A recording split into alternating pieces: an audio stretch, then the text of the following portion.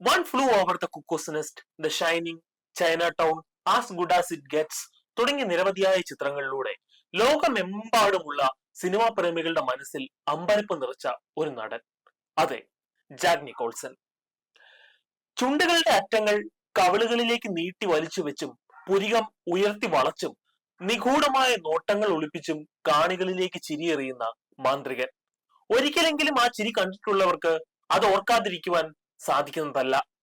ഇതുകൊണ്ടൊക്കെ തന്നെയാണ് cinema കലയിലെ അധികായരായ Charlie ചാപ്ലിനും Merlin മാൻഡോയ്ക്കുമൊക്കെ ഒപ്പം നമ്മൾ ജാക്ക് നിക്കോൾസന്റെ പേരും കൂട്ടി വായിച്ചു പോകുന്നത്. സ്വന്തം ശൈലിയുടെ തടവുകാരനായിട്ടിരിക്കുമ്പോൾ തന്നെ കയ്യിൽ വന്നിരുന്ന എല്ലാ കഥാപാത്രങ്ങൾക്കും തന്റേതായ നിലയിൽ ഭാവസാന്ദ്രത നൽകാൻ ജാക്ക് നിക്കോൾസന് സാധിച്ചിരുന്നു. ആദ്യമായി ജാക്ക് നിക്കോൾസന്റെ അഭിനയം കാണുന്ന ഒരു സാധാരണക്കാരനായ കാണിക്ക് ഉണ്ടാകാവുന്ന സംശയമാണ്, ഇയാളെ കാണിക്കുന്ന അഭിനയം മുഴുവൻ കുറച്ചധികമല്ലേ, ഇത്രയൊക്കെ കാണിക്കേണ്ടതുണ്ടോ എന്ന്. എന്നാൽ സ്വന്തം ജീവിതത്തിൽ ഉണ്ടായിരുന്ന ഭ്രമാത്മകതയെയും ഭയാനകതകളെയും ജാക്ക് നിക്കോൾസൺ ഓരോ സിനിമയിലും തന്റെ കയ്യിലേക്ക് വന്നുകൊണ്ടിരുന്ന കഥാപാത്രങ്ങളിൽ പകർത്തി വെക്കുക മാത്രമാണ് ചെയ്തത്. ആ ജീവിതത്തെ കുറെ കൂടി അടുത്ത് മനസ്സിലാവുമ്പോൾ നമുക്ക് അങ്ങനെ ഒരു കൺക്ലൂഷനിലേക്ക് എത്തിപ്പെടാനാണ് സാധിക്കുക. 70കളിൽ ചൈന ടൗൺ പോലുള്ള സിനിമകൾ സിനിമാ കൊട്ടകകളെ ഇളക്കി മറിക്കുന്ന സമയം one flu over the cuckoo's nest എന്ന സിനിമയിൽ അഭിനയത്തിന് തന്റെ 37-ാം വയസ്സിൽ ജാക്ക് നിക്കോൾസനെ തേടി ഓസ്കാർ എത്തി. ഇതേ തുടർന്നാണ് A star with killer smile എന്ന അടിക്കുറിപ്പോടെ അന്നത്തെ പ്രശസ്തമായ മാഗസീൻ ആയിരുന്ന ടൈം മാഗസീൻ ജാക്ക് നിക്കോൾസനെ കുറിച്ച് ഒരു പ്രത്യേക പതിപ്പ് തയ്യാറാക്കാൻ ശ്രമിക്കുന്നത്. പ്രസിദ്ധീകരിക്കുന്നതിന് മുൻപ് തങ്ങളുടെ സ്റ്റോറിയിലുള്ള ചില കാര്യങ്ങളെ കുറിച്ച്, ചില വിവരങ്ങളെ കുറിച്ച് കുറെ കൂടി വ്യക്തത വരുത്തുവാൻ വേണ്ടി ടൈംസിന്റെ അന്നത്തെ റിസർച്ച് ടീം നിക്കോൾസനെ ബന്ധപ്പെടുന്നു. ഈ ജേർണലിസ്റ്റുകളിൽ നിന്ന് ജാക്ക് നിക്കോൾസനെ തേടിയിരുന്നത് ഒരു ഞെട്ടിക്കുന്ന വാർത്തയായിരുന്നു.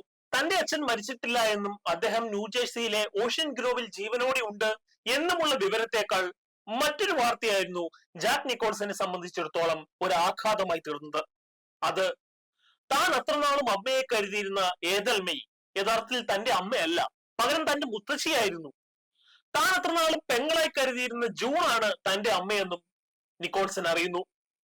പൊതുവെ പ്രസന്നനും ശാന്തനുമായിരുന്ന ജാക്ക് നിക്കോൾസനെ സംബന്ധിച്ചിടത്തോളം ഒരാടി ഉലയൽ തന്നെയാണ് ഈ വാർത്ത ഉണ്ടാക്കിയത്. ഈ വിവരം പുറത്ത് പ്രസിദ്ധീകരിക്കരുത് എന്ന് പത്രക്കാരോട് ജാക്ക് നിക്കോൾസൺ കർശനമായി ഉപാധിപ്പിക്കുന്നുണ്ട്.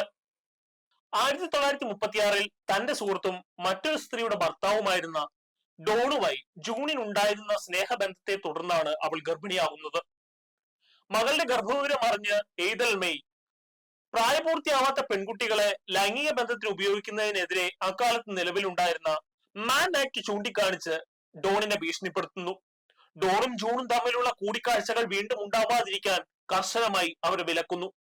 1937-ൽ ന്യൂജേഴ്സിക്ക് അടുത്തുള്ള നെപ്റ്റ്യൂണിൽ വെച്ചാണ് ജാക്ക് നിക്കോൾസന്റെ ജനനം. 40 വർഷങ്ങൾക്ക് ശേഷം തന്റെ ജന്മരഹസ്യം അറിഞ്ഞതിലുള്ള എല്ലാ ഞെട്ടലും നിക്കോൾസനെ ബാധിച്ചിരുന്നു. ആദ്യമൊക്കെ ഈ വിവരം തീർത്തും അംഗീകരിക്കാൻ അയാൾ തയ്യാറായിരുന്നില്ല. പിന്നീട് പതിയെ പതിയെ തന്റെ ഈ ജന്മരഹസ്യം പൊതുവായ ഇടങ്ങളിൽ അദ്ദേഹം അംഗീകരിച്ചു തുടങ്ങി. റോളിംഗ് സ്റ്റോൺ മാഗസീന് കൊടുത്ത ഒരു അഭിമുഖത്തിൽ ഇത്രയും കാലം ഈ വിവരം മൂടിവെച്ച തന്റെ അമ്മയുടെയും മുത്തശ്ശിയുടെയും കഴിവിനെ ജാക്ക് നിക്കോൾസൺ പ്രശംസിക്കുന്നുണ്ട്. ആ അഭിമുഖത്തിൽ തമാശക്കെന്നോണം ജൂണിനെ നിക്കോൾസൺ വിളിക്കുന്നത് സിസ്റ്റർ മദർ എന്നായിരുന്നു. കാര്യങ്ങൾ ഇങ്ങനെയൊക്കെ തന്നെയാണെങ്കിലും ഇതേ വിഷയത്തെക്കുറിച്ച് കൂടുതലായി പ്രതികരിക്കാൻ ജാക്ക് നിക്കോൾസൺ ഒരിക്കലും ഇഷ്ടപ്പെട്ടിരുന്നില്ല. അടുത്തൊരു വീഡിയോയുമായി നമുക്ക് വീണ്ടും കാണാം. ഈ വീഡിയോയെ കുറിച്ചുള്ള നിങ്ങളുടെ വിലയേറിയ അഭിപ്രായങ്ങൾ കമന്റുകളായി താഴെ രേഖപ്പെടുത്തുക.